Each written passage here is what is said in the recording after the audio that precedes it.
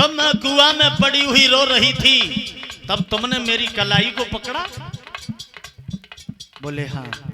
बोले फिर भी इतने नादान ना बनो, तुम्हें नहीं मालूम है ना हमारे इस आर्यावर्त की कन्याएं मर्द के हाथ में अपनी कलाई सिर्फ एक ही बार थमाती थी और थमाती हैं, लेकिन तुमने मेरी कलाई पकड़ी, उसी समय से मैंने अपने हृदय से तुम्हें अपना पति मान लिया है। बोली वो लड़की।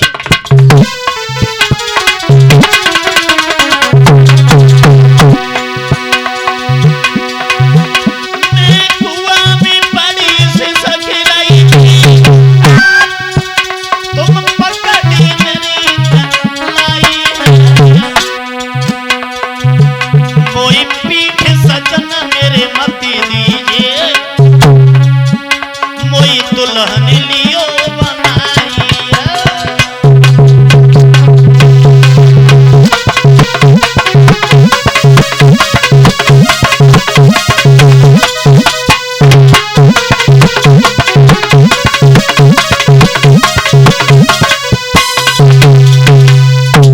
जो लड़की ने ये शब्द कहे कि महाराज माना उस समय से आपको अपना हृदय से पति मान लिया है और आप मेरे साथ में विवाह कर लीजिए।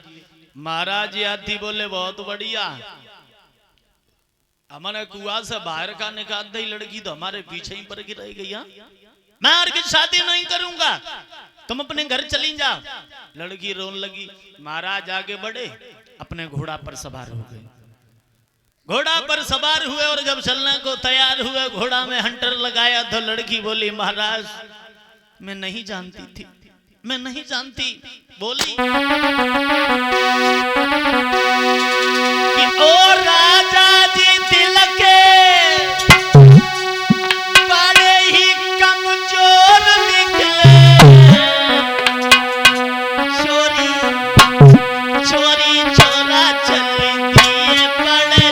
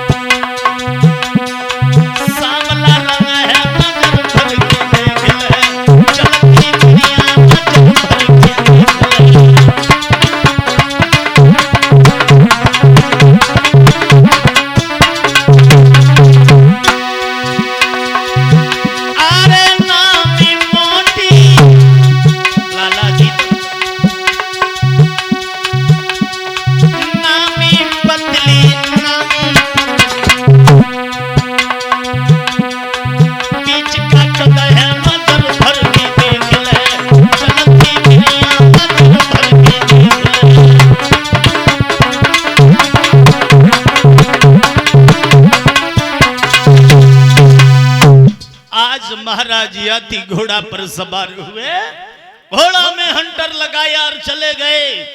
लड़की रोती हुई आंगन में आ गई, अपने पिता शुक्राचार्य जी से बोली, पिताजी तुम्हारे शिष्य बृहस्पति की कन्या हमें कुआं में धक्का दे करके चली आई और तुम्हारे लिए उसने बहुत अपशब्द कह रही थी कि तेरा पिता मेरे पिता के यहाँ टुकड़ों पर पल रहा है, भिखमंगा है, बहुत अपशब्द कही।